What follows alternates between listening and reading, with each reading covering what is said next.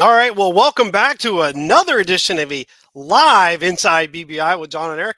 I'm John McDevitt, and with me, as always, senior editor of Big Blue Interactive, Mr. Eric Kennedy. And Eric, first off, it's a Saturday. It's mid-afternoon. What are we drinking? You first.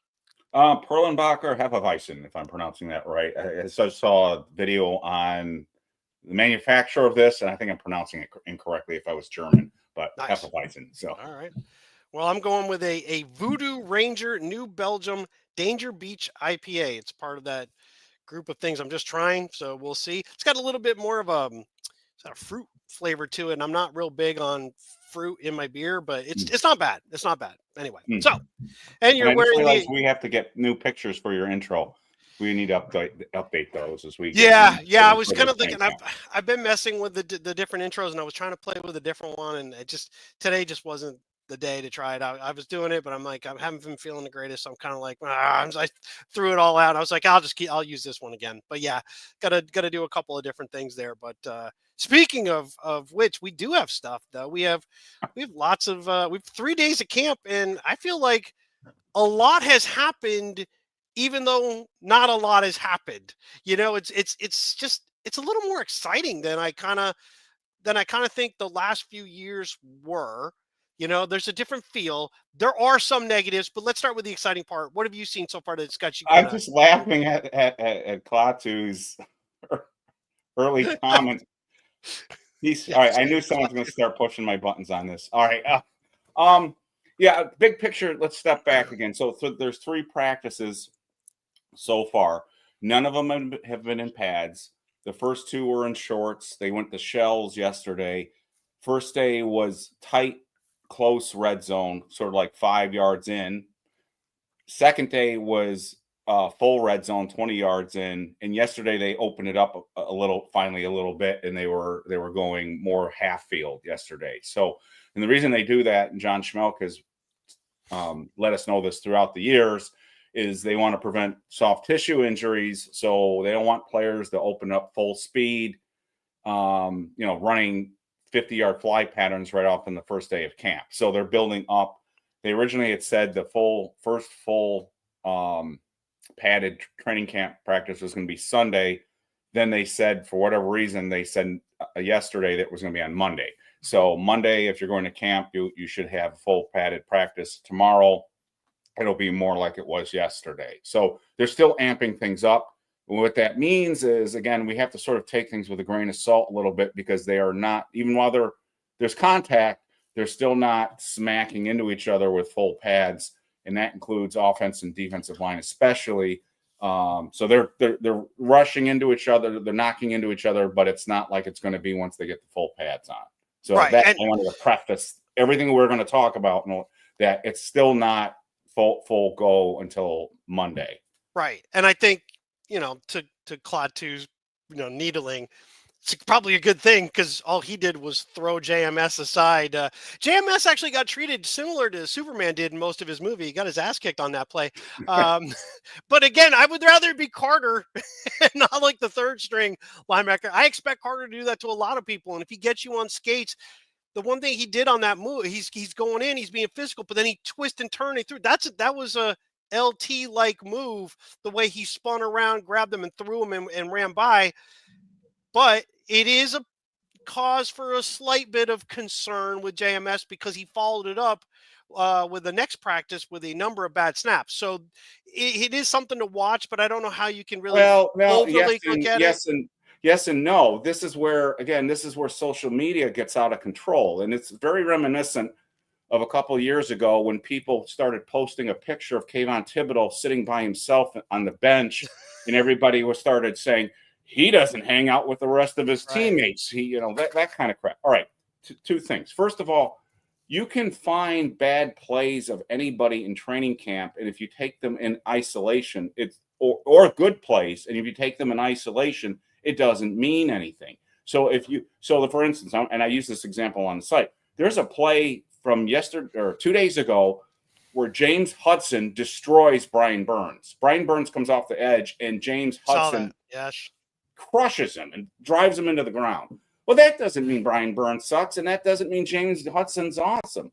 So, and the other thing is, this clip with Abdul Carter started off with people saying he bull rushed him and threw him to the ground. That's not what happened. If you watch the clip, the clip was his athleticism completely got Schmitz off balance. Right. And Schmitz was all off balance. All he had to do was knock him and he went flying. So it wasn't like the Vita Vea play in the Tampa game where he drove him back into that, but that's what it was being sold as.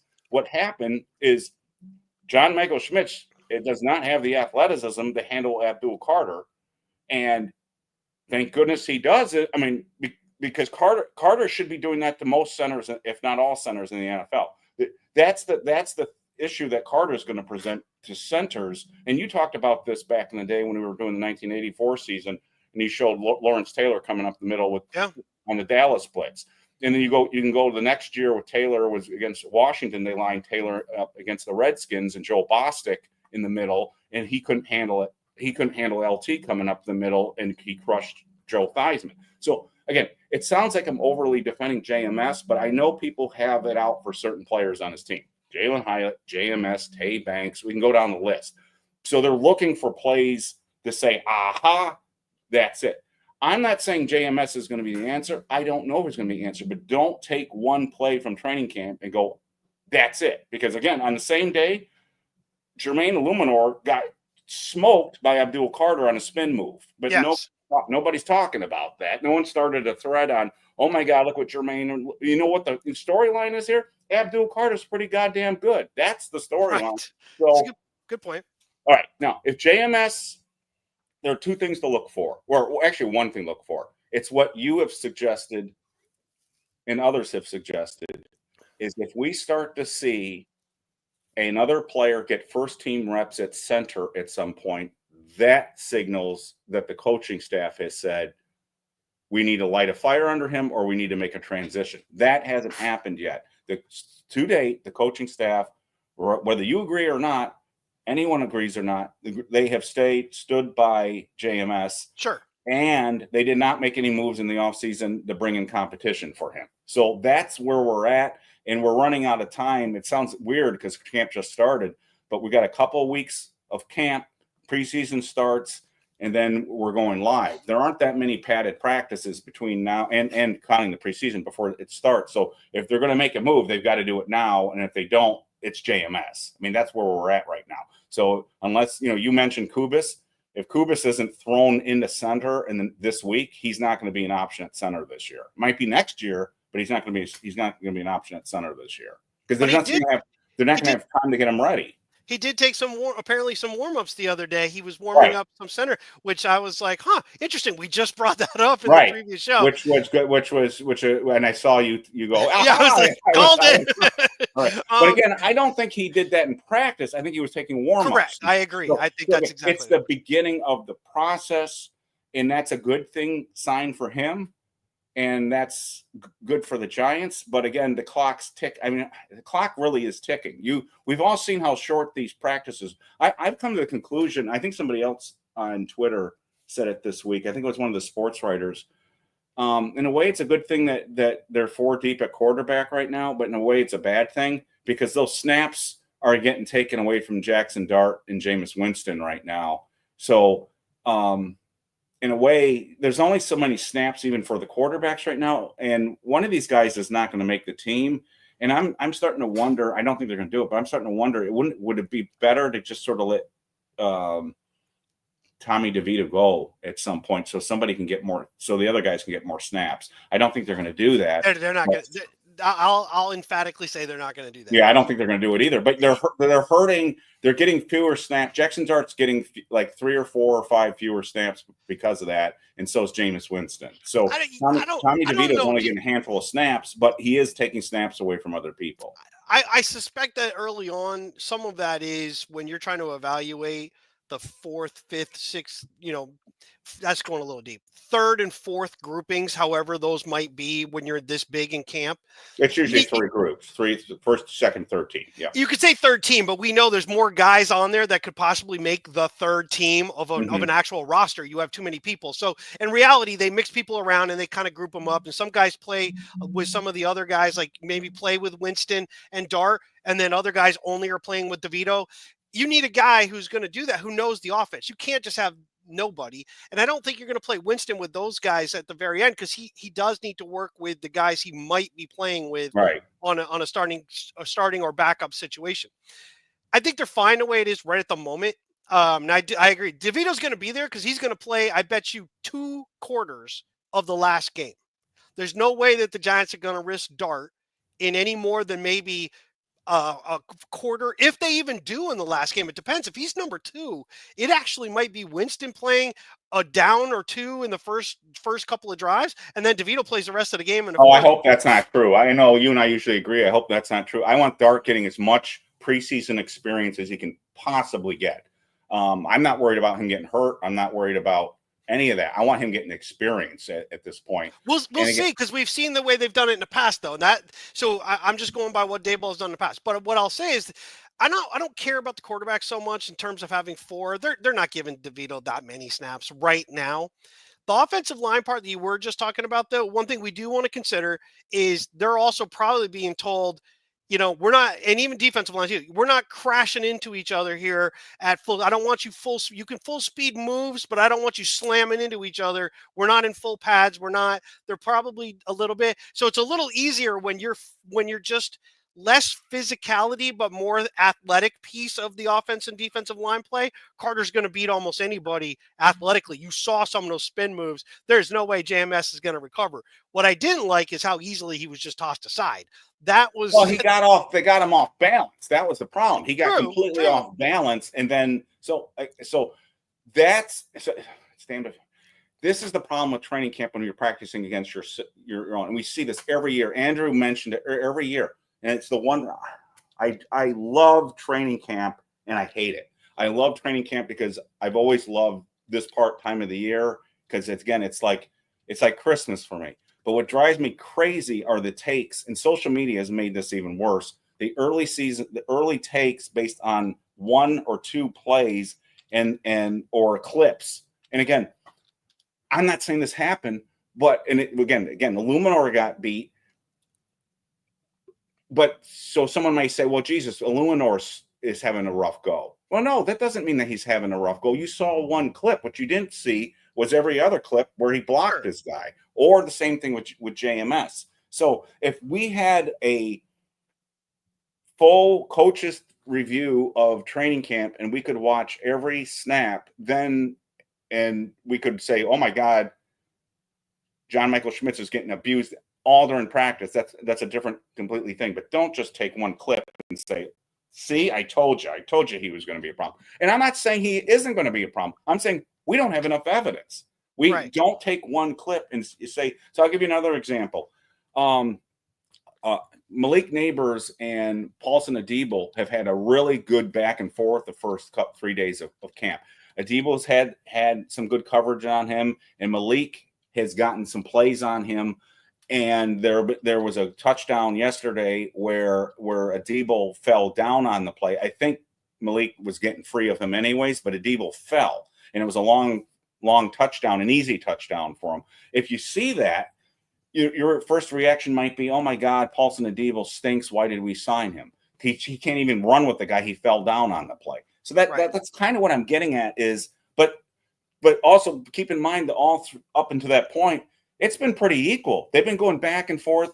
Malik's been making a play. Adebo's been, and why I know this is I've been seeing clips of that. So what we haven't been seeing clips of is John Michael Schmitz blocking on a regular basis. Somebody who posted the one with Abdul Carter, because everyone wants to see Abdul Carter. So they finally found one of him rushing up the middle, and it just happened to be John. Now, the other thing, too, is if John Michael Schmitz was able to handle Abdul Carter, then I would be more concerned about Abdul Carter, to be quite honest with you, because Abdul Carter should be a handful for any center in this league at this point. So and I'm talking about from a stand-up rushing, because Abdul's plays at a different speed, and we saw that with the Jermaine Illuminor play.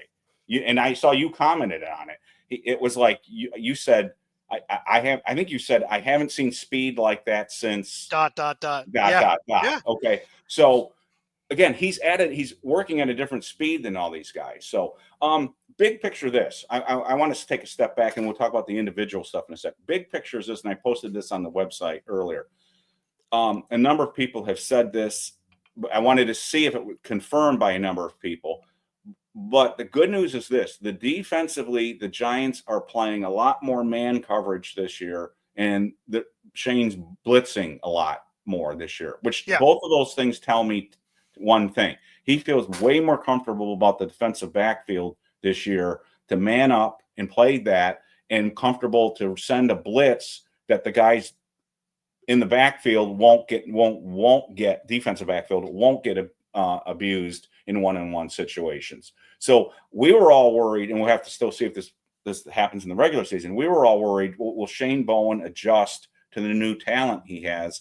And it looks like he is adjusting to the new talent. That's the type of stuff we should all be focused on right now, is the big picture. What are the trends? What's going on the field? Which players seem to be making plays every single practice? And we'll get into that too. Art Stapleton had a good tweet this morning about his stars of camp this early. But that's what I would focus on. So let's back up. I'm gonna address so David Goodman. I appreciate your comments, but I'm gonna stand by what I said, and I believe I kind of, at least from the point I'm making, I'm pretty confident I know what I'm talking about, because I pay attention to the Giants for years. Brian Daboll has been very injury risk adverse in preseason, and it has backfired on him in terms of the team being ready to go. Eric will completely agree with this. The fact that the Giants haven't played certain players in the last game has been counterproductive to walking into the season. It was almost like, hey, we were set, and these guys. Do I think that Dart is going to play a lot in that last preseason game? I absolutely do not. I think that we'll disagree on that. I think he will, but I think Daboll is going to protect them a little bit. Here's the thing. Now, the reason why I'm going to say that is, now I'm going to ask you this question: how much do you take from the fact that not only is Dart Winston splitting the twos, but Dart he's kind of had a little bit more of the two snaps overall. It changed a little bit the other day, but overall in the first three practices, Dart's gotten more with the twos. We hear a whole lot more talk about Dart with the twos. Winston, we hear very little overall. Is that a sign that we thought that they're going to give him a legitimate chance to win that backup spot? Or is it, we're just throwing him into the fire, but Winston's probably still penciled in as just being... That's anybody's guess at this point. For all intents and purposes, they've been splitting the snaps pretty evenly. Yesterday, Winston, by most of the counts I saw, Winston got a handful more snaps than Dart yesterday, but it's been pretty even. And then there was one of the days that Dart even got in for one or two first team snaps. So my guess is it's just a guess. And anyone in chat right now, their guess is as good as mine or yours on this. My guess is they don't want to throw Dart in there, and that would even include early on if Wilson got hurt. So that's why Jameis Winston has a value on this team. So again, I think I used the example the other day. Say Wilson is injured before week 3 when they play Kansas City. I don't think they'd want to throw Dart in there against Kansas City. I would think they would go with the Winston in that case. So that's my guess. But the fact that he's getting so many snaps with the second team is a good thing. That's the other thing that's driving me crazy. Oh my God. It's not BBI. It's other channels on YouTube. It's Twitter.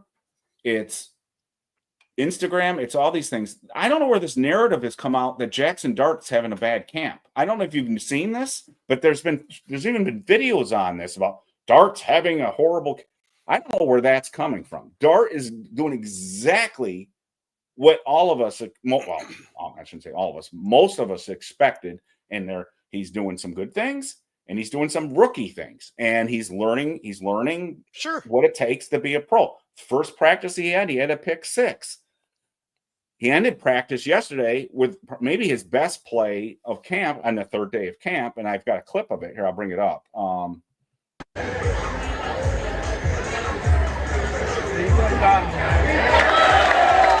So I wanna play that one more time and just look at the fact that first Dart is looking off to the left, and this is 3rd and 10, by the way. This is at the end of the practice, and they're going their drive the field drill.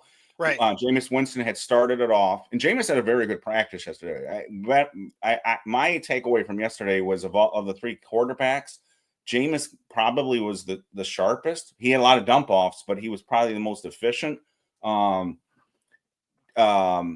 The problem was with Russell. Russell started holding on the ball a little bit, which he did in Pittsburgh. And then there were those 3. And the other thing, I want to get back to those snaps on JMS, because that was another false narrative that came out yesterday. But he had to deal with it. There were the snap issues. But getting back to this, so Winston got him down the field. They bring Dart in, and on 3rd, I think Dart completed a couple passes, and then on 3rd and 10, or 3rd and goal from the 10-yard line, he looks left, comes off that, and throws to Scadaboo's having a really good start. And again, Scadaboo didn't practice in the spring. Scadaboo's having a really good start as a receiver, and he hits him in the end zone on this.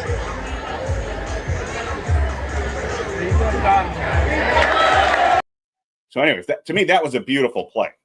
That was showing the quarterback, again, the knock on Dart coming out of college was he's in this system down at Ole Miss where it's a first read thing, but here he looks left, comes off, the guy sees the open running back in the end zone and throws a perfect pass to him. Right. So I thought that was a great way to end practice. We'll see if he keeps building on that, but there are going to be good days. There are going to be bad days with him, but he hasn't had a bad camp, and I don't know where that's coming from. I think that's just clickbait at this point. Well, first off, again, I brought it up in a previous episode that we did. The Giants went out and basically said, hey, check out these creators, essentially, right? And almost nobody knew who a lot of these people were. And a lot of them are just video creators. They don't do what we do. They're not interviewing people. It's just videos. And they'll throw like little clips up there. They'll make these things. So when you have a headline, oh, Jaxson Dart sucks, and then you show some bad plays, it's going to get you views. That's what you're trying to do. It will get you views. But I don't think Bobby Skinner's helped it. He's gone out of his way to constantly, and I know other people disagree. It's the tone of which I've seen it. It's not a big deal, but as I mentioned in BBI, BigBlueInteractive.com, I don't care about 9 of 16, and that doesn't mean anything because first off, we don't know what they were told.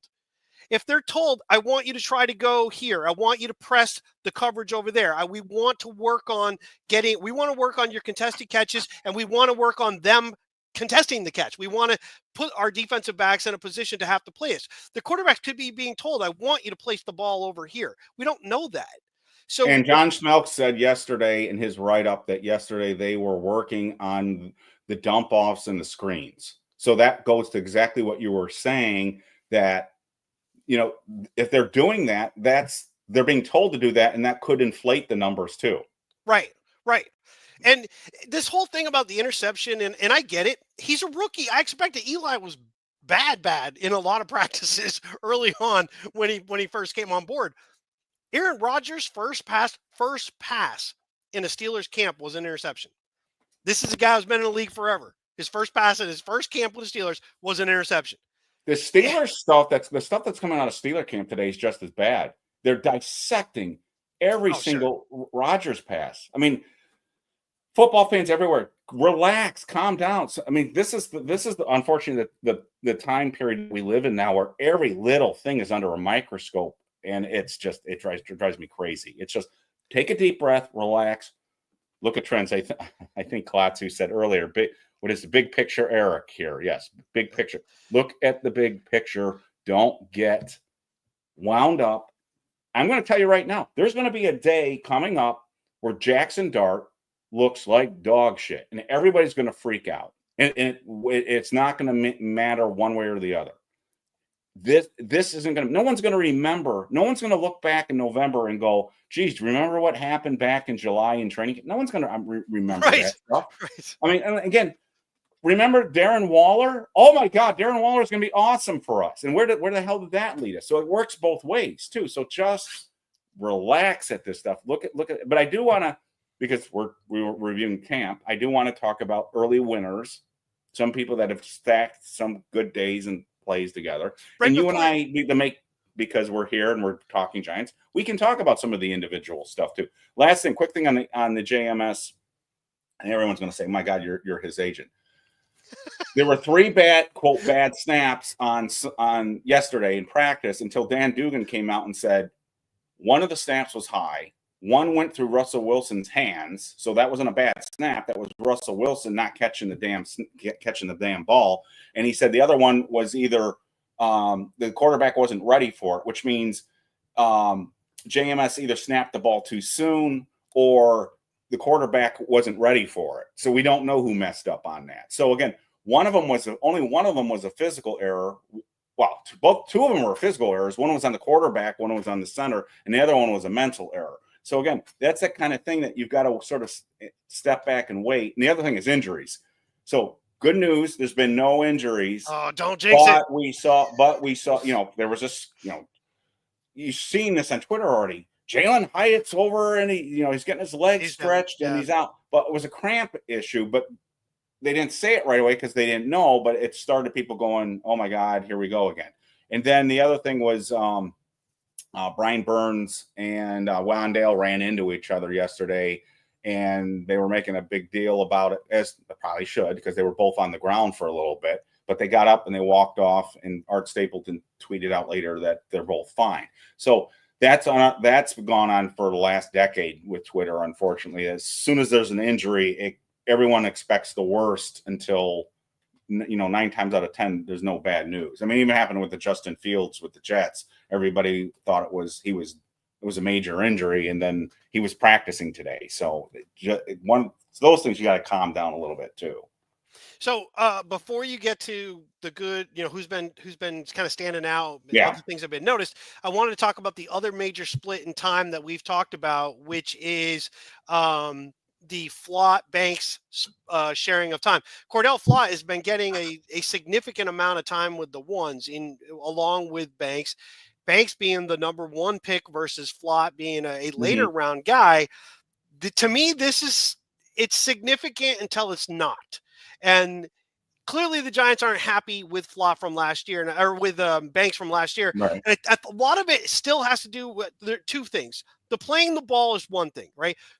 I don't want to knock a guy at all that we had on the show and we really liked. But Perry Williams' biggest thing where his knock on him is that he really wasn't a great play the ball guy. No, he could knock it down. He really didn't intercept it very often, and he became a physical player over time. He really, because he was a track guy coming out, he became a physical player at corner, but he wasn't a great ball player. Banks is supposed to have those skills, and that's the part that it really hasn't shown up. But the other part is the physicality. Well, he didn't have those skills coming out of Maryland. That was a knock on him in Maryland too. Was he was a great athlete, but didn't make a lot of plays on the ball. So I think he only had 1 interception in college. I think he's not even seeing the ball now. Well, he's had a good camp though. The weird thing is this: I think 2 out of the 3 days, I think Cordell has started the day, and then one of the days Deonte has started the practice at starting.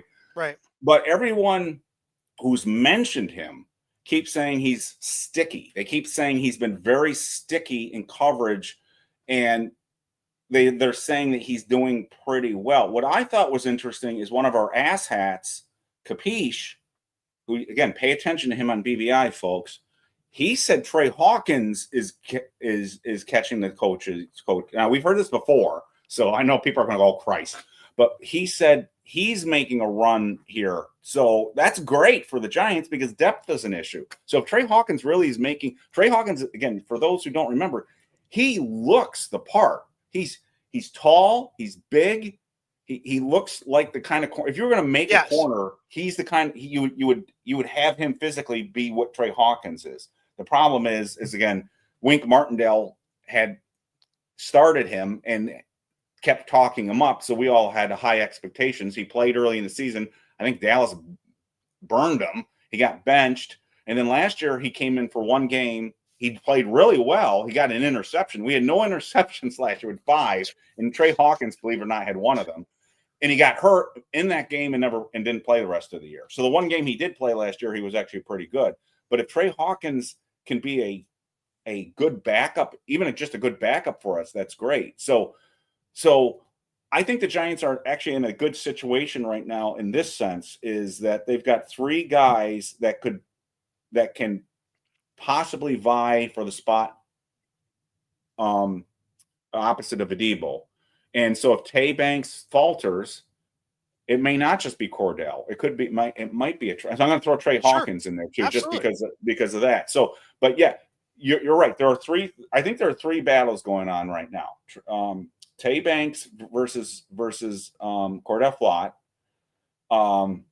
It looks like Roy Robertson Harris for 2 days in a row has been starting next to Dexter Lawrence. So right now he's got the lead on the starting defensive tackle spot next to Dexter, but there's a lot of bodies there. Right. And then of course we've got the right guard situation. Right now, Evan Neal and Van Roten are still alternating. So it's not Kubis, it's those 2 at right guard. So anyway, I just throw those. No, that's out.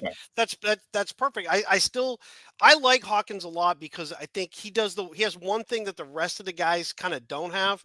At least in terms of the Banks and the Fly, he has both the height and the bulk. Like Cordell's not short; he's a little bit of a taller corner, but he's extremely thin. Banks is kind of that mid-range guy, but Hawkins gives him more size. I don't agree with that. He's totally still on the intermediate stuff. He doesn't get his head around. You could talk about the deep long passes. I know you don't agree with me on the other thing. Well, you're talking about what David just said? Yes, I don't. Yeah, but he has done that in practice. On the longer passes, yes, but across Yeah. the middle, he's been turned around. He continues to get it where he's following the guy. He just doesn't turn back around. Now, is it all the time? No, but it's a consistent thing he's shown in games. So I'm not ready to go, oh, he knocked a couple of long passes. Great. But until he proves, we haven't seen clips of that in training camp, though, have we? Of him. I've seen it on X a couple of shows of plays where it was across the middle. He was cutting across and he doesn't turn around. They said perfect coverage, doesn't turn his head around, and the ball went right past him. Okay. So the big thing with Banks though is going to come down to this doesn't matter to me. Throw the pads on in a real game. Right. And don't walk next to while everybody else is trying to tackle a guy. Don't walk right around him and just kind of like not get involved. I need to see you be physical. You're going to, be out there. You got to tackle. I mean, you can't not do that. And that's one of the things he just had last year. You could see a number of highlights last year. I brought it up multiple times. He absolutely just doesn't seem interested in really throwing his body in there to bring guys down. Now, that's fine if you're Deion Sanders, but if you're not, you got to play tackle football. And if the Giants are going to risk going after quarterbacks, and it sounds like we're going to bring some pressure, those guys are going to be expected to, when the opportunity's there, you got to make that tackle. Sure. I don't think it's a physical thing. I think last year he mentally checked out. I don't think that's any question. You might be right. I don't think there's any question. I mean, the effort wasn't there, and that's why he got benched. So I don't worry about the physical part of it. It's the want to, but everyone says his head's screwed on straight. But again, we're in a prove it to me league. Exactly. It's funny. Some people on BBI will accuse me of being an eternal pessimist. Others will accuse me of being an eternal optimist. I do admit that I am more optimistic in the spring every year, because if you can't be optimistic in the summer, and if you can't be optimistic now, what's the point? I don't know why you'd be a fan. I mean, there's some people on BBI. I'm like, Jesus, why do you even follow the Giants? I'm like, anyway, that's just me. I don't get that. I don't get why people always expect the worst. And my dad kind of falls in that category, so I kind of grew up with that a little bit. But I'm even like that with my dad. I'm like, Jesus, Dad, well, why do you even bother? I mean, so anyways, that's me. So if you want to be blue, wait till Halloween, because that's usually when the Giants season's over the last few years. I don't expect that this year, but we'll see. No, I don't either. By the way, again, one quick comment. I've seen a couple of people mention in the YouTube comment section after we've recorded things this spring and summer, say, you guys picked the Giants to do well last year. Why the hell should we listen? We'll listen to you guys. Well, that's a good point. But again, last year at this time, right before the season, we were trying to be optimistic too. We were saying if Daniel Jones lives up to his 2022 level, which wasn't even great numbers, by the way. We were basically saying just with better players, we might be decent this year, and he didn't do that. And again, we were drinking, and we were like, let's go Giants. So okay, all right, we got that wrong, but again, I take don't it have away. actually. I don't have a problem with it. At the time, we were very clear. Like if he had his, and I stood by. I said I expected more touchdown passes and less rushing because he's coming off an ACL. I didn't think he could do 15 and 7. It would be more, he'd be more in the 20s and maybe 3 or 4 touchdowns rushing because it would take a whole year to. I didn't expect him to just be like so dog shit bad that you Right. wonder Well, why was he even the quarterback? Period. It was so bad. and there were other things too. Andrew Thomas got hurt again. We could spend a whole show on that. But Sure. let's talk about the good. I want to bring up Art Stapleton's really good email this morning because I think there's a lot of good information in here. Some that has been clearly supported by multiple reports.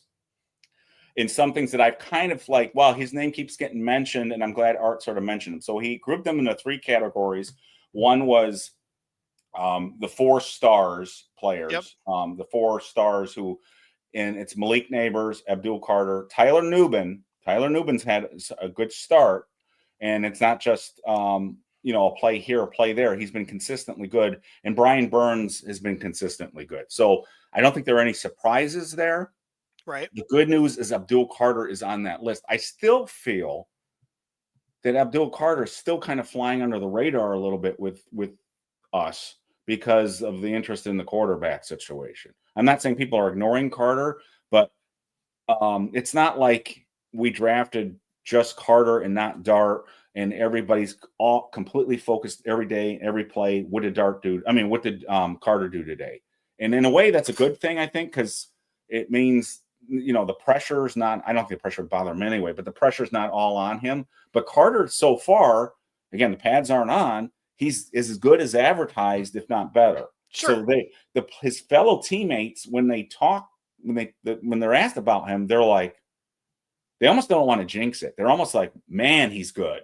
So even Kayvon. So even the guys that Brian Burns the same way. So I think we've got a good player. I don't want to jinx it, but I think we got a really good player here.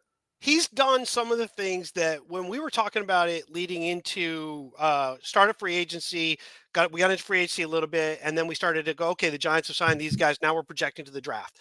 And came back to it. I said a couple of times, Carter's the guy, because he's the best player in the draft. And here's why. And I said You said that. Yeah. I said some of the things that make him LT like, and of course I got blasted. I know he's not LT. I'm well you aware qualified that when you said it too. But his bend to build one of LT's biggest traits. Go if you don't remember watching, if you weren't old enough then to watch when LT played, not just the highlights, but play after play after play. LT would come around a corner. He would dip his shoulder. He would be almost like perpendicular, or basically he would turn himself in such a way that the offensive lineman had basically the top of the shoulder and the head to block LT with, or he's holding him, and LT would just go right up underneath them, and he would almost, at some points, he'd be almost parallel to the field and dip under and come out, but he would always come out under control. One of the biggest things I had a problem with Kayvon is when he rushes through, he doesn't always get the sack because he seems to be like he's getting there, but he can't stop and change direction. Isn't really there to get. He's there to make a hit. Other guys come through, they go to make a hit and they don't tackle. LT came in, he's arms and he's going for the ball. You see Carter and the things that he does, the quick move, the into the lineman, gets around him, doesn't let him hold on to him for very long, spins, moves, dips. There are a lot of traits that make him very much like the elite 3-4 outside rushing linebackers had. He's that guy. It's funny when you hear the coaches speak about him and they ask him what makes him so special. The coaches come up with a different answer each time. And that's kind of cool. Because if it was one thing, that would be really cool. But when they say, some of it, sometimes they'll say his ability to finish. Or they had Andre Patterson, the defensive line coach said, he's got an instinctive ability that when he makes contact with the blocker, when he engages with the blocker, he instinctively knows how to beat that guy. And he said it takes 2, 3, 4 years for a lot of people to learn that. And he said Carter already has it. He was born with that because he said he only did that 1 year as an edge rusher at Penn State. And he said there was only one other player and it was Dumaville out in who's with Denver, who he ever saw in college in 25 years that has that natural ability.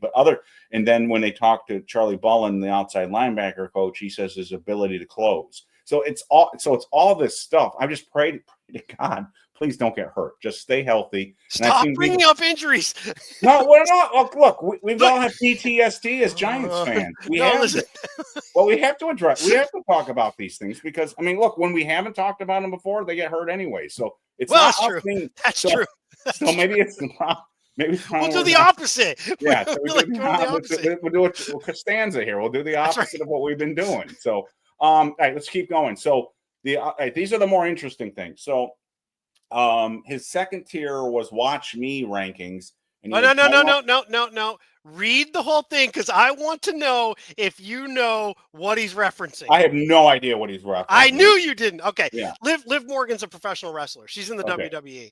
I wanted you to say it because I'm like, hey, he doesn't know who Liv I have Morgan no is. idea what they're talking about there. So what is give us all the reference. What I mean, what does this mean? Translate this for us. Basically, because this is correct me if I'm wrong. This is the look at me or see it something says like the that? Liv Morgan Watch Me ranking. Watch Me, because Liv Morgan does this. What she's pretty hot. She's hot female wrestler. They clearly use a lot of it to look at me, watch what I'm doing. Kind of, it's all that kind of stuff. It's what do more we say? BBI pictures or get the F out of here. Yeah, I didn't bring anyone. Well, Art should have shared it. Art just gave a picture into some of the things he clearly likes because he went straight to the Liv Morgan thing. He didn't even he didn't just say, pretty model. He went Liv Morgan. Yeah. All right. So he's got Tyrone Tracy's fluidity, Darius Alexander's quickness, and Cam Scadaboo's footwork and hands. Now, I want to go in reverse order here. I think most Giants fans who have been paying attention to the clips have noticed that Cam Scadaboo is catching a bunch of passes, and you and I talked about it in our last episode. He has been on our first day of camp episode. His hands are really natural, and he has a receiver's ability to instantly turn into a up the field threat on this. And this has continued through the next days of camp. There was one tweet yesterday that somebody said, I wouldn't be shocked if Cam Scadaboo has caught more passes than anybody in camp so far. Which, when you have Malik Neighbors on the roster, that's pretty.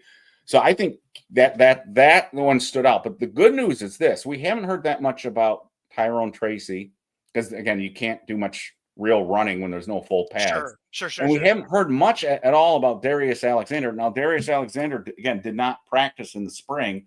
He had clearly had some kind of injury that was minor, but they were holding him out. He's been back. He's practicing. But we haven't heard a lot about him. Again, it's tough to see what's going on with defensive linemen because, again, they're not full pads. And when you're on those stands at Quest Diagnostics, it's hard to see what's going on in there. It's like what I was telling you about the linebackers. It's very difficult to see what's going on with the linebackers. It's very difficult to see what's going on in defensive tackles because you can't see them. You can see the guys on the edge, but you can't see inside. So the fact that Art, who's closer to the action, it picked up that Darius Alexander has been very quick is a very good sign. So that to me, that was like, oh, yay. I wanted to get some kind of piece of information on Darius. Sure. And so we got an early piece of information on Darius because, again, Roy Robertson Harris is the starter right now and probably has a really good chance to start, but we obviously want Darius Alexander to be pressing him. And that's a good thing. Now, the Scadaboo comment that you made about, we talked about, let's go back a little further. You, after the draft, said consistently, so I'm giving you the credit for it, I think people are going to be surprised at how good he can catch the ball. And when you see they're not all dump offs. He's running patterns down the field. He catch like a receiver. And I'm talking about even in practice, the Giants have run him down the field. He's running patterns downfield. So it's not just out of the backfield. He's catching in the end zone where Dart rolled and made the pass. And that was fine. I think I was 7-on-7s on that first time. But that last one you showed, that's a guy running a pattern who's then breaking it out to the corner. That is something that you don't see lots of times from running backs. That's a big deal. And if he becomes a weapon that way, it just opens up even more for the Giants to be very, what's the thing we always look for?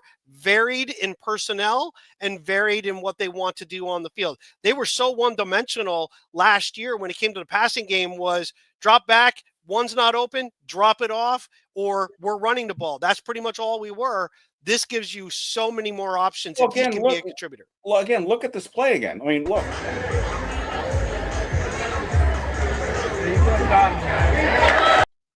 He's the deepest receiver on the field there. Right. I mean, that's a wide receiver play right there. And again, I know he's isolated on the inside linebacker there, but I saw the game in the playoffs. Was it Texas? Where on fourth down, they had him run a it was either a wheel route or no, I think they lined him out wide and he ran him down the field along the sideline. It was great coverage, and he came up and he made it again like an Odell Beckham type catch. I mean, not a one-handed thing, but it was a natural hand catch with the defensive back on him. And he's my height. He's like 5'10". He's like 5'9.5", 5'10", somewhere in that area. He's not a tall guy. And I just combine that with when he gets the ball in his hands, he's going to run over people. Now, he might not run over NFL defensive linemen. He might not run over all the linebackers that are out there, but he's going to run over NFL defensive backs, and they're not going to want to have anything to do with that guy. So I'm really excited. I'm really excited about that. And then the rising guys, and this was interesting. So Nick Jones, who's been playing nickel, and that he has a legitimate shot to make it because, again, think about they need a backup behind Andrew Phillips, even though Cordell can play that. A lot of people keep remarking how damn fast Turbo Miller is. Again, that we'll have to see when the pads come on and there's contact, but we all knew Turbo has a ton of speed. And I've been noticing this. I'm glad he picked up on it. Elijah Garcia, a defensive tackle, the last 2 days, he keeps getting sacked, tackle for loss. He's been making plays. And then lastly, Bo Collins, the wide receiver, not undrafted wide receiver from Notre Dame. But again, Jordan Bly, the small, diminutive wide receiver, made a nice play yesterday. I still like our all of our wide receivers that we got after the draft. I think 2 or 3 of them are going to make the practice squad, and I think one has a chance to make the roster at least. Probably one, because again, some of it too isn't just that they make plays in practice. It's when did they make the play? Bo Collins got some plays with the ones. Right. And that's a big deal. You don't do that if you think he's a guy that may make the practice squad, you get him some 2s and things like that. If you think he has a legitimate shot at possibly making the team, you want to see what he does with some of the other, put him against really good players, or the number ones on my defense. I want to see what he does and see how and he was out there playing. Don't make a big deal about it yet, but the fact of the matter is he actually is being used in those roles. You saw guys like Bryce Ford Wheaton made the team a couple of years ago and stayed on the team, all based on special teams, really nothing on offense. A lot of these guys, they're getting chances in the offense. It's not that they're just going to have to show up in special teams. They're getting legitimate offensive time. And I think it makes a whole world of difference when you have a quarterback that can throw the ball, that can lead you. And I think Wilson and the guys being more accurate with passes and more downfield stuff is opening the door for some of these guys to show, because the Giants legitimately, after the first 3, you have a major question mark still at 4 with Hyatt. We don't know. Right. We assume. Correct. We assume. Correct. After that, it's a whoever for they want to have make the team. And when Wandell was dinged yesterday, Smith Marset came in and played the slot position for the Giants as a wide receiver. So again, he's a guy that was making noise in the spring, and he's another one to keep an eye on. I think he's going to make the team because of his return skills. Yes, I agree. But if they can get something out of him as again, I'm talking about 10, 15, 20 catches tops in the season. But it's something that if Wandell gets dinged up or needs a breather, if you can bring in somebody like that, that's nice. It's nice to have a wide receiver who's not just a special teams player, who can actually come on and actually contribute on offense if need be. Real quick, it definitely saves us a position elsewhere. If you can be a yes, multi-contributor, yes, that opens the door to fill in some other spots. Yes, and let's go quick because I don't want to go too long. Yep. I want to start keeping these short. But offensive line, James Hudson has not embarrassed himself. So we'll have to see as this moves forward. But he's got a pretty good thing going with Brian Burns. So that's good news so far. So what I was afraid of was he would immediately come in, and because he's got to face Carter, Thibodeau, Burns, and he's going to get shell shocked right from the beginning. He's held his own. And they've actually kind of gotten into it, and people are predicting there's going to be a fight again. Right. There's a fight in I saw spring that between them. So Marcus Bowe has been playing right tackle, left tackle, which is a good sign. It says to the coaches that he's got the ability to handle that, and the mental and the physical ability to handle that. And there was a play, again, if we're going to focus on Abdul Carter. Abdul Carter wrecked him on one play too. It was either yesterday or the day before yesterday. I don't remember. But again, Abdul Carter's been doing that to a few people. Yes. Players on the Giants. So again, it's an Abdul Carter thing here too. But why I'm bringing these two guys up is we don't have to rely on Izudu and Neal to play tackle. What I want, I'm dying to hear, and again, it's because the reporters can't see it and they don't have their pads in. I want to know how Evan Neal's doing. That's what I want to know. How's Evan Neal doing? Because if Evan Neal can take that starting right guard spot, then you have Greg Van Roten, and you talked about this repeatedly. Greg Van Roten not only becomes your swing guy inside, but if John Michael Schmitz doesn't pan out, you can start him at center. So I want to know how Neal's doing. He's splitting time. We just don't know how he's doing. So I haven't seen anything on him. I don't know if you have, but I haven't seen anything. No. I think we've heard enough to say that he's getting time, but I haven't heard. And again, they're not in full pads, and I think they do hold off slightly. They're not trying to bury guys in running plays and things like that. So we'll see when they get in full pads. The other thing that it does for you, though, the reason why I think it's important, if Neal were to win the job, or if Kubas was to win the job, Van Roten becomes the backup guard center. Right.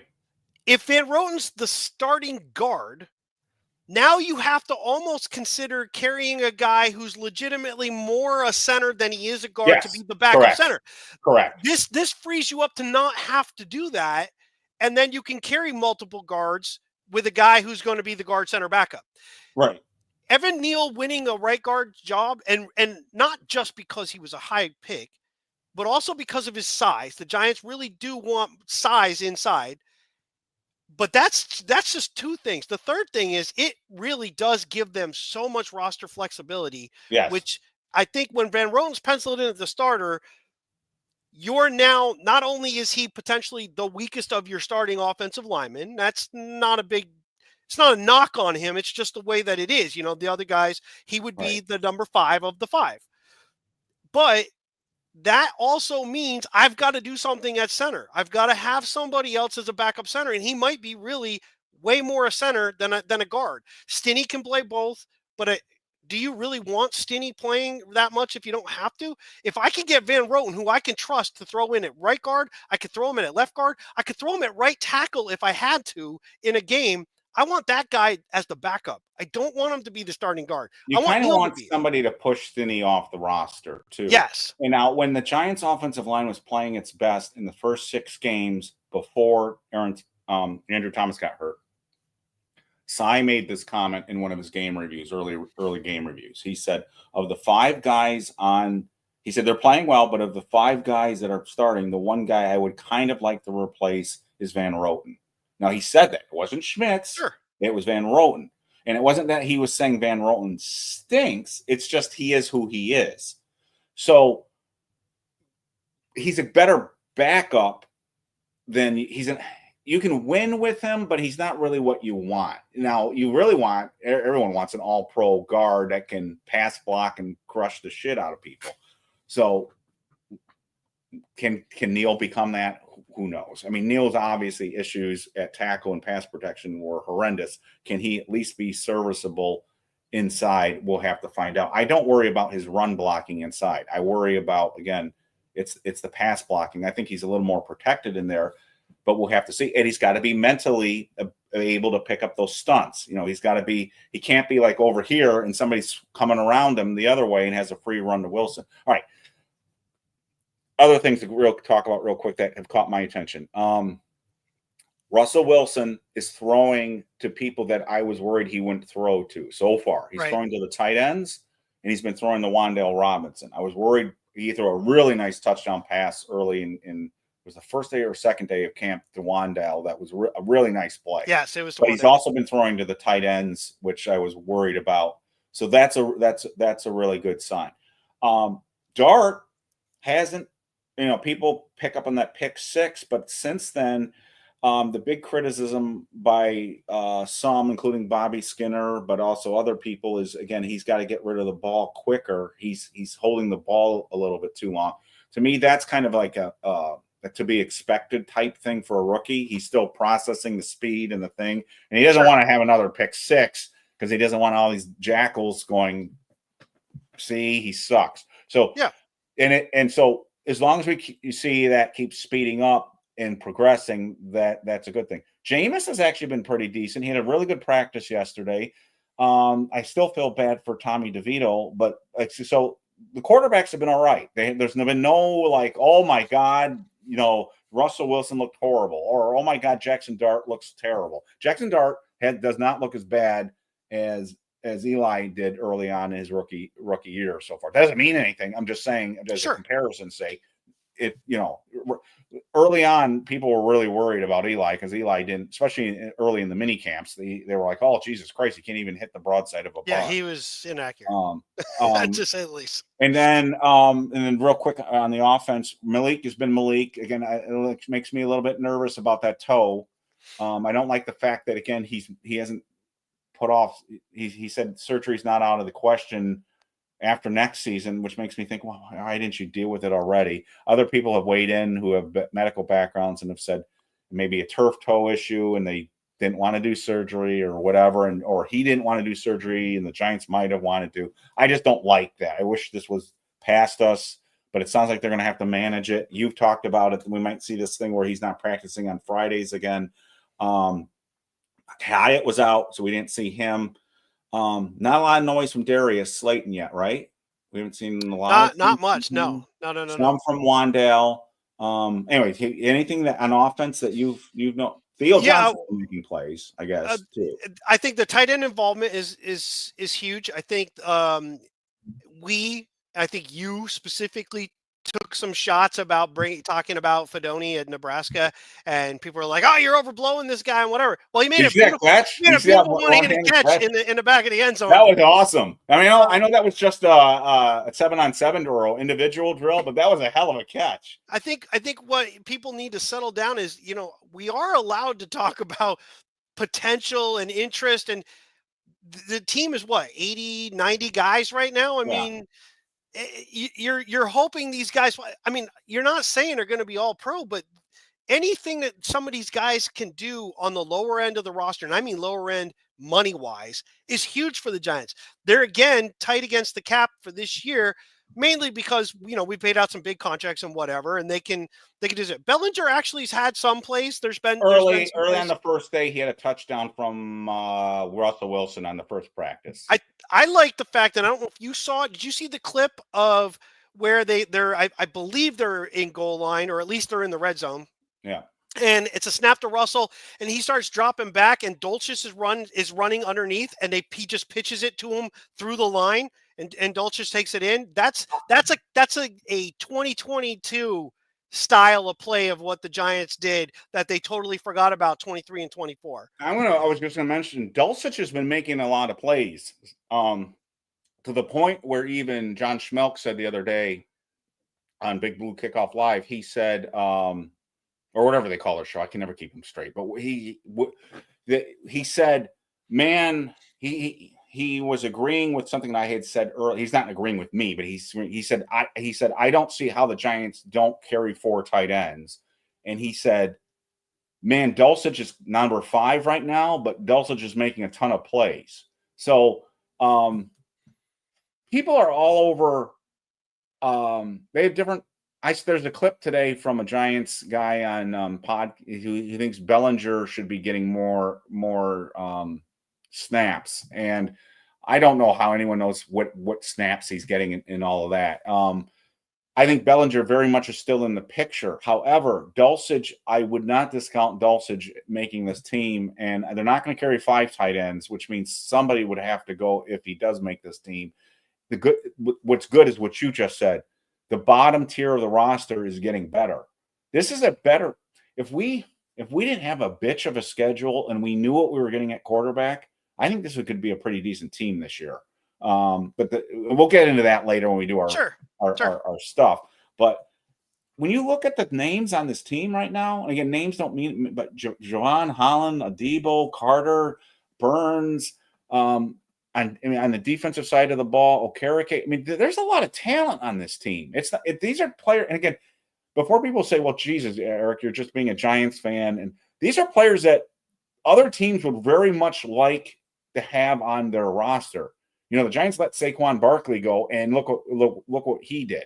There are guys on this roster that are really quite good. The thing that I feel that might be holding this team back again is the quarterback. So we'll have to see. The early return on the quarterback play has been positive, but again, they've got to be able to compete against the Jaden Daniels and the Jalen Hurtses and the Dak Prescotts in the division. We need Russell Wilson to play better than Dak Prescott. With the Giants basically winning 3 games last year, 6 games the year before, would it be as safe? And I know it is, but I just want you to confirm that is right. Would it be safe to say that the Giants' talent has lied, even though they haven't been winning on the defensive side of the ball? They've had more talent on the defensive side. If you take the fact that we have Thibodeau, we had a Burns, we got Dexter Lawrence, some of our better players were on defense, correct? Yes. Okay. We still lost, and teams still put up points against us. Yes. The 1980 Giants had a decent defense. They had some really good players on that team. George Martin, Harry Carson, Brian Kelly, Brad Van Pelt. They had a good set of – Lawrence Taylor changed the entire thing. Gary Jeter was on that team on the defensive line. Lawrence Taylor changed that whole thing. Abdul Carter changes a ton for the Giants up front. It makes things better. But the Giants didn't just stop there. You already mentioned it. Paulson Adebo, Javon Holland. These are guys who are quality players in the NFL. They have put up very good stats, have been leaders on other teams.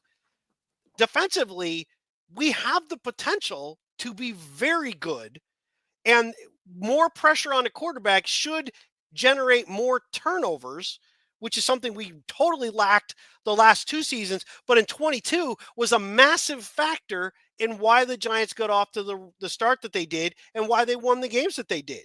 I mean, we played a pretty poor game in week 2 against the Carolina Panthers, but they turned the ball over twice. We turned it into points right away. We were able to hold on to a win at the end of that season, at that game, because of those turnovers. You start generating turnovers, things change. We've got a lot of talent on defense. Quarterback is going to be the big thing on offense, but I'm with you. There's a lot more talent this year. It's just we got to see what happens at quarterback, but I feel pretty good with Russell Wilson at quarterback right now, in that I think he's going to bring some things that this team needs. Now, will he do some things that we're kind of like, crap, we got the lesser version versus the guy that's taking teams to playoffs and Super Bowls? We'll see. That's to be determined. Some of that might have been, where was the teams that he was on at that point? Where were they going with him? Where was some of that other stuff? The Steelers last year were pretty piss poor on offense in general. They were not good. Right. So we'll see. And top tier soccer. So Bobby Okereke it's come out since the season. He played with a serious back injury last year that he was even having problems sitting. Micah McFadden had his best season last year, leading the team in tackles for the second year in a row. I'm not even sure he's going to get on the field all that much this year, because I think Abdul Carter is going to steal a lot of his snaps. I like Deonte Johnson as a backup, and I think they've got some guys in the backup role that are fine. There are some guys on this team that won't make the team, like a Ty Summers, that actually played pretty decently last year. Charles Board? Who's the linebacker they got from the Ravens? I can't remember his first name. But Board is a kick-ass special teams player who's going to make the team as a linebacker too. So we'll see. I think this team is, and again, to me, a linebacker on this team are Abdul. I mean, you got to count the outside linebackers. It's Sure. Thibodeau, Burns, and so I think this team defensively, there is no excuse for this team not to be a top 10 defense this year. If they're not top 10 defense, I will be extremely disappointed this year. Brian Dable also made an interesting comment yesterday. I partially agree with. I still have a huge problem with our run defense, and we've covered that a ton. But he also said that teams are running the ball more on the Giants because they know the Giants offense wasn't scoring last year, so they could stick with the run and keep running. He said and I'm paraphrasing, he said if the Giants were able to move the ball better and score more points last year, teams wouldn't have attempting the run as much as they did on the Giants. And John has talked about this a little bit in the past too. So there is a, I hate the phrase, complementary football angle to this, that if you are putting up points, the other teams can't be conservative and can't keep pounding the ball. Now the Eagles might do because of Barkley, but most teams are going to say we got to throw the football. If you throw the ball against the Giants this year, you should be in trouble. The Giants last year were 9th in sacks last year. That was stunning to me when I found that out. The Giants Quietly, were 9th in sacks last year in the NFL, and that was with them never having a lead. So imagine with the additional talent in the defensive backfield and up front, and it's not just Carter, it's Alexander, Roy Robertson Harris, Chauncey Golston. It's all these guys up front now. They're going to come at you in waves. If they can stop the run, they're going to kick ass and pass situations. And now they're blitzing. They're going to blitz more on top of that too. So if I'm playing the Giants, I don't want to throw the football anymore. I want to run the ball. So hopefully we can stop the run. Well, it's interesting you say that, right? It's actually it's a twofold scenario, right? Do I go into a game going, do I run on first down? Or should I maybe pass on first down before they start pinning their ears back and coming? If we run and we get stopped, 2 yards, they're coming after us. So maybe we throw. Now, early on, the Giants are going to have to prove it. So that's still, but if they do in the first couple of games, if their defense is making a stop on first down and then we're getting after the quarterback on second and third down, teams are going to come in with almost a pass first mentality to try to get you to back off from playing physical up front to keep you guessing. That's where the Giants offense is going to have that. Like you said, it's complementary, but really what it is everything has its place. Everything has an effect. My wife and I talk about this all the time when she'll bring up something from like, oh, if this had happened then. And I said, if that happened then, every piece that's happened after that changes. Any little thing that you do changes everything else that would have happened after the fact. It's just the way. You can't look revisionist history. You can't go back and change one thing and think it doesn't have a cascading effect. So if the Giants can do some of that, it changes everything. And if their offense can do some things, now the pressure goes back on the other. You've got to be super careful. You've got to be. I love the fact that the thing. I love the Fantastic Four. Eric doesn't understand superhero movies. I had a good time. I understand them. I'm just saying enough is enough. All right. Get to some by fun the way, I've talked about this before. Wait till you guys see Roy Robertson Harris in person. That guy is. I've talked about Theo Johnson, and it's starting to dawn on people when they see pictures of Theo Johnson next to the other Giant players, how goddamn big Theo Johnson is. Roy Robertson Harris is ginormous. So we'll see if he's a good player. But if he's going to start, the Giants are going to have two massive guys in the middle there. I'm curious to see what they do with Chauncey Golston in terms of, is he going to start as a down lineman for them? And then, of course, then they'll move him around to the 3 technique and stuff like that. I can't imagine he didn't get a ton of money, but I can't imagine they paid him the money he got just to sit on the bench. Right. So it makes me kind of think we're going to see different fronts. And I did see your comment too earlier about, I hate the 2-4-5 defense, and I agree. That's why I think Golston might be an indication we might see a little bit less of that. I think that's a league-wide trend, though. Sure. As I mentioned in another podcast, I was looking at Baltimore Raven film, and they do the same damn thing. So I think that's where the league is headed. I don't get it, but I'm entrenched in the 1980s with the Giants, with the old stuff. Harris has to be that big just to fit his name on there. Yeah, but have you seen him though? I mean, no, he's a big dude. He's a big guy. He's a big dude. If anything, even just watch his interviews when the Giants and this was a good interview when John Schmelk sat down with all the defensive tackles and interviewed each one of them. Wait till you see Roy Robertson Harris compared to the next guys. I mean, my goodness, when you compare him to and there was a comment earlier on him too, our small guy, Elijah Chapman next to Roy Robertson Harris, you wouldn't even think they were playing the same position. But the weird thing about Elijah Chapman is he's the strongest guy on the team. Now that's a trivia question. Do you remember who the strongest guy on the two in the 80s, who the two strongest Giants were back in the day? The only reason I know this is John Madden said it during one of the playoff games. You want me to just tell you? No. Give me one sec. Give me is one a starter on defense? Yes. Eric Dorsey? No. No, really? It was Jim Burt. Burt was stronger than Dorsey? And Joe Morris. Joe Morris, I would have guessed on that one. That dude, at least from squats, that dude could squat. He was huge from the waist down. Yeah. But I would have thought it would have been Dorsey. Dorsey was ginormous. Yeah.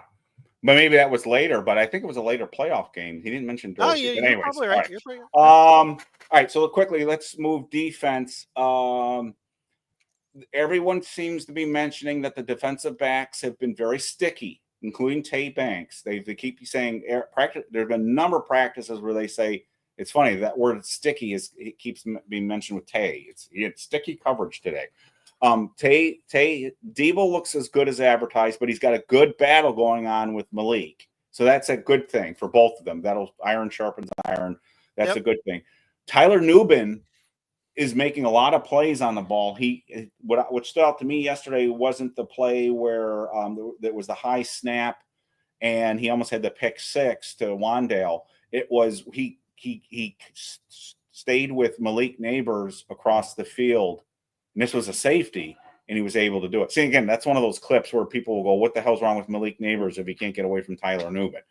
Again, that's what drives me crazy about anyway. But if Tyler Nubin comes on and Javon Holland is who he's been, our safeties are going to be awesome this year. People will forget about Xavier McKinney. Our safeties are going to be awesome. And Drew Phillips has been solid. So I think our defensive backfield, and if Trey Hawkins really is pushing for time and Nick Jones is making some noise, maybe our depth isn't so bad either. So again, it's early, but these are positive developments. One thing not related to any of the play on the field, but we did not bring it up previously. You mentioned that we didn't bring it up, so we should bring it up. Is keep in mind the depth we've already talked about with this roster.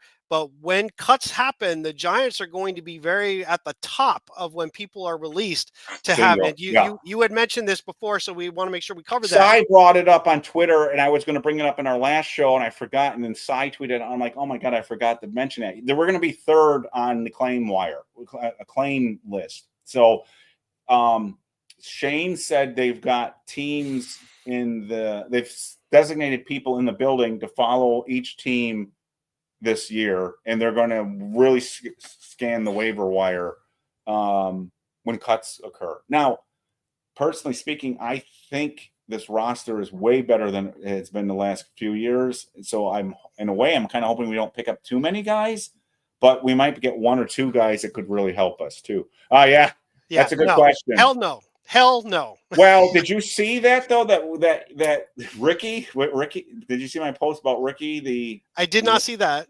All right, Ricky said, I remember this is Ricky. This is the BBI ass hat who's since gone on to bigger and better things on Twitter where multiple fan bases now follow him. He said he's not healthy, and when he is healthy, he would like to go to a contending team, but the Giants would still be in play if they're in contention, which is a big if. But he was basically saying in play on the Giants side or on his side? His side. That he would be interested in the Giants He if they were in contention. If the Giants are in contention, he would consider coming to the Giants. I can't imagine we would be interested in him for a number of reasons. One, he is coming off another injury, same injury that he basically needs another surgery for. Two, I don't think the Raiders are overly happy with him. Three, he's going to be expensive regardless of how when he comes in. Even if you just get him with a 1-year deal, you're going to have to do something later with that. We don't personally, no, you just can't. We don't have the salary cap space this year to do it. You don't want to give him a longer term contract. That dude's coming off a foot injury. And quite frankly, I'm not overly concerned about him or thrilled about him as a guy for the Giants for the future. I think people are making too much of the fact that he's buddies with Dexter Lawrence.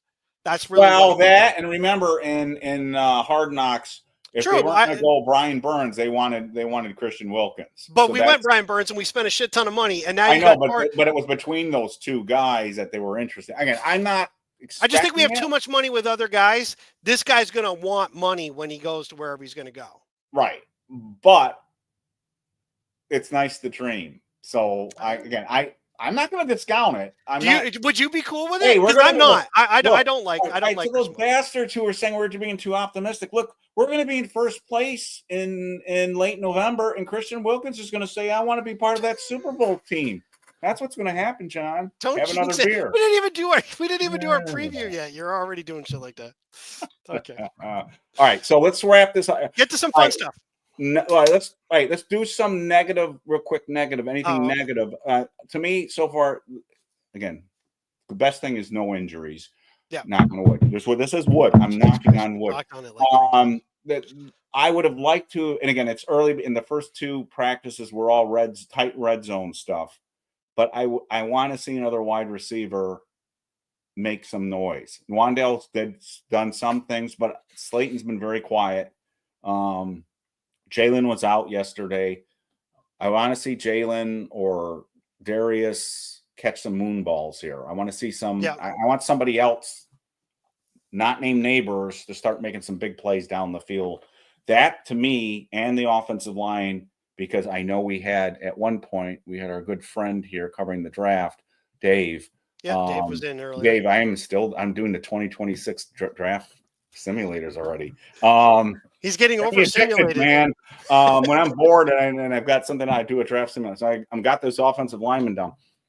Offensive line, wide receiver next year in the draft. I'm still thinking, unless we get some of these wide receivers we have on the roster, like a Jalen Hyatt or Darius Slayton, come on, make some noise. If they don't, then I'm looking at wide receivers in the draft next year, along with offensive linemen. So, but what would be your big negative? I mean, again, there hasn't been a lot of negatives, but if you were like, geez, I wish we had, I guess Schmitz to you, you wouldn't want to see. I mean, I don't know. That really is a big negative. I can't believe I'm going to say this because I've already given you shit for saying it 3 times. Yeah. I'm happy that we haven't had like somebody just immediately get injured.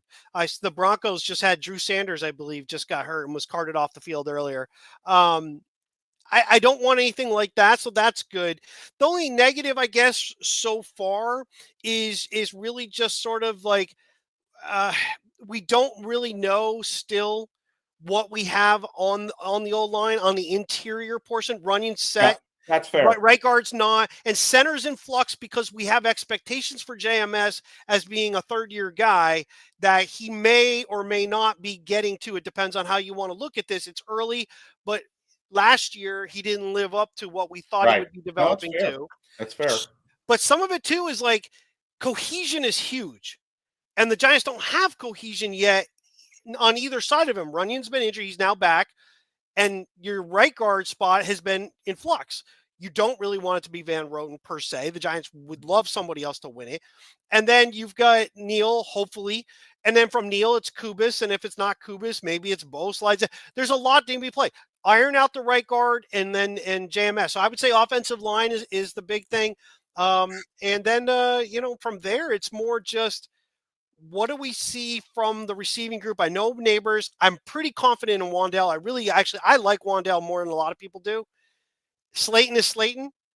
then what do we have? What is it from there? And when we talked a little while ago about 4 tight ends, a Smith, Marset Smith making the team, or Smith Marset, however his name goes, him making the team as both a wide receiver and a kick returner instead of just a kick returner makes it possible to have 4 tight ends where we go with only 3 running backs. Those are the kind of things, those roster pieces really come into play. Like So the my Van only Roten thing that you were mentioning. exactly. Earlier. So my only Yeah. negative is still sort of, Jesus, here we are, and we still are kind of hoping we have a starting 5 on that offensive line. This is a good point, Donald. I've noticed this too, but I come back to, there was an interview with him again with Schmelk recently, and they were talking about technique, and they were talking about that he has been working on turning his head around, and the coaches have been doing that, but they also do teach, and he talked about this, there are trail techniques where you play the hands. And that's what he did on the play with Malik Neighbors in the end zone, where he knocked the ball from Malik Neighbors. And there was another play against Slayton, I think it was yesterday, where he had really good coverage on Slayton, and he did the same thing. So I don't know if it's an indication of, again, bad habits, or again, it's the trail technique where they have him when the ball comes down, making contact with the hands as the ball comes into there. So I see what you're saying, but I'd be more concerned if the ball was getting completed than the head turnaround. We all want interceptions. We all would like him to turn around and catch the ball. And I'm not discounting what you're saying. It's a legit concern, though, because the trail technique is fine down the field. Right. It's not so good in the intermediary 10 to 15 yards. If you're just watching the guy and you turn and the ball's coming in really fast, it's one thing when it's coming from a distance. You have time to see the receiver putting his hands up. Sometimes the receivers are barely turning around. And the ball's weren't his worst plays last year the plays that were down the field and he didn't turn his head around? Some and the ball were deeper down, but some were still intermediary. He's right there with the guy.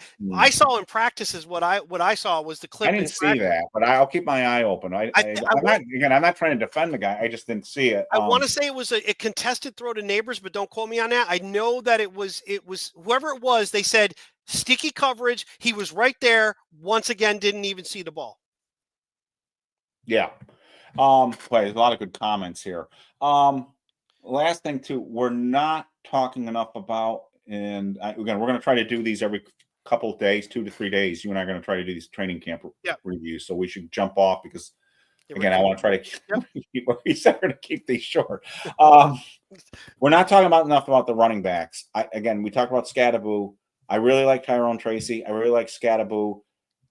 And it's starting to dawn on people that maybe, I think you brought this up, is Singletary safe? I think he is, but what if Turbo Miller really makes a lot of noise this camp?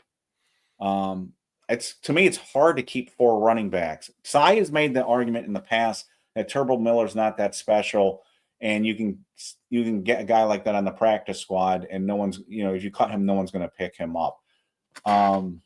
Maybe. I mean, he was right last year. He was right about that last year. So we'll see. The problem with showing anything right now is what you brought up the last time we talked about. It's really hard to judge running backs right now. Yes, it is. They're not playing super physical. They're not tackling the guys. So a lot of this is speed will come to a huge advantage when it's this kind of stuff. But until you get into a real game and a real physical moment, I don't know. We saw glimpses last year, and then the guy was cut immediately once again. Cy was completely right. I think the Giants are pretty set. And no one picked him up. Like Cy said. Exactly. I think the Giants are pretty set. Picked him up. Tracy's the guy. Singletary's the only question mark where I think, okay, maybe, and that's only based on dollars. If the Giants decide to move on, if they can save any money by letting him go, they might do that if they feel it's Tracy, Scadaboo, and Miller did enough that we're okay if he's the third. But I think when you only go 3 guys, and they're pretty much only going to go 3 guys, that third guy better be somebody you really can count on. I just don't see. I mean, Eric Gray would have had a better shot at making the team than I think Miller, and he blew his chance by right off in the beginning, I think, by being injured. So I don't see room for 4 running backs on the roster. I don't either. Me either. I mean, but in a way, Eric Gray, you put him on the practice squad. No one's going to claim Eric Gray. I don't think anyone's going to claim him. You get Eric Gray in the practice squad. I think Singletary is not a bad player. I think Dable, I know Dable likes him. I just hope he Yeah. doesn't look at, I don't he just doesn't take too many snaps away from Cam and Tracy. I really like I like our running backs. My dad was here at the he visited me last few days, and he was bitching about Barkley being gone, and I told him, I said, it was the right move, Dad. It was Yeah. just, unfortunately, he went to the wrong team for us, but it was time to let him go. And he didn't agree with me, but I'm like, it didn't make any sense. And I said, if he would have been here, we would have had the same record, maybe one more win. It wouldn't have made any difference. The other factor with Singletary making the team over like a Miller or somebody like that, right? Like where you're not going to make that switch and get rid of the contract. Tracy fumbled a lot last year. So you still are going to want that that veteran presence. Scadabo's a rookie. You can't count on him coming in and being that guy. I think I think those three are there. I don't see them going four just because you can pick up running backs kind of anywhere if you needed a third or fourth guy. I think maybe an Eric Gray, if he does get healthy, ends up on the practice squad. Miller would probably end up on the practice squad. There might be a guy cut from another team, by the way, if the Giants do want to find another running back who's of more value than Miller or a Gray or somebody like that. So I don't think I think they're going to go with the three that we have, unless Right. somebody else pops up elsewhere No. that they're interested in, that they want to bring on board. Oh, I can't. I think they've got that. If they pick up a running back off the waiver wire, that would be weird to me. By the way, Robert, we had a really long discussion on this in the beginning if you missed it. So if you're curious and you missed the beginning of the show, we got into that. So there's some back and forth on that with there. So let's wrap this up because we're an hour and a half in, and we were going to go 30 minutes. Hey, we went short. We were going to go 30 minutes. All right. So again, so far so good. Nothing major bad. There's nothing bad that's happened as far as we know, that injuries and nothing like that's happened. Nothing catastrophic with oh my God, Russell Wilson looks like terrible, Dart looks terrible, or anything. There's nothing been like that. Abdul Carter looks like the real deal. Yep. So far so good, right? I would think so.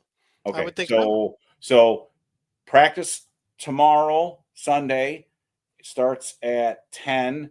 I think it goes to noon. And then we have full pads on Monday, and that's when we're picking up. And the Hall of Fame game is what? Thursday. Next Thursday. Yeah. So, like I said, there's not a lot of time, guys. Training camp is going to go. This is why I still don't know how they'll develop some players anymore. These training camps are way too short. But anyways, it is what it is. Did you want to touch on the other fun stuff real quick? Oh, yeah. All right. So everyone.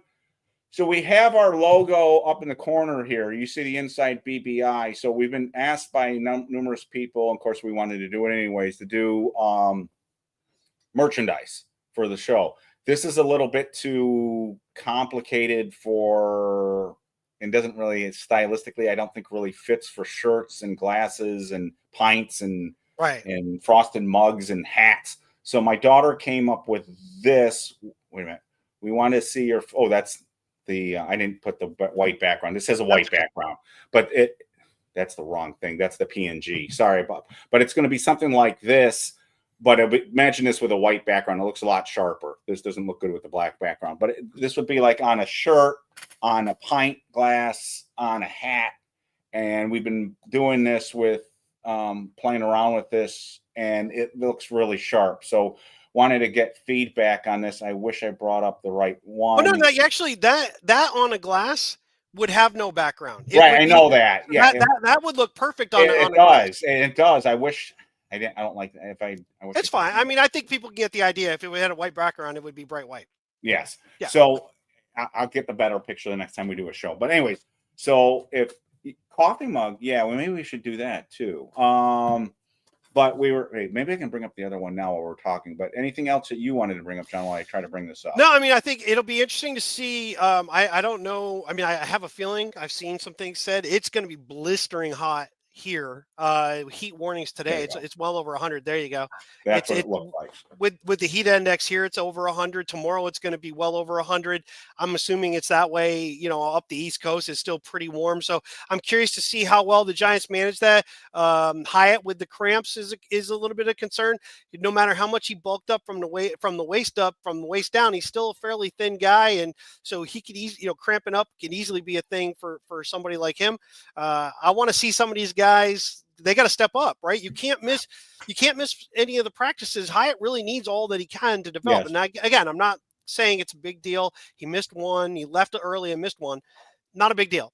But he's got to be there. This is his chance to shine. So yeah, I'm curious to see how some of that goes. And then now that we get into pads, who makes up the ones and twos? Who gets more of the playing time? Because that's going to be a little more telling than a lot of people kind of are expecting.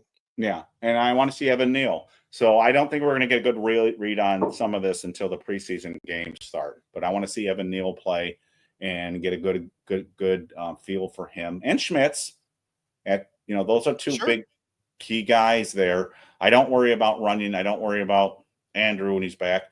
And again, so far James Hudson hasn't been bad. So maybe we can survive a little bit if we have an injury issue if James Hudson. But again, a long way to go. And I expect, look, Brian Burns is going to beat James Hudson, and he should. If he doesn't, then we're worrying about Brian Burns. But if it's back and forth, if it's give and take, it's like the Debo Malik Neighbors thing.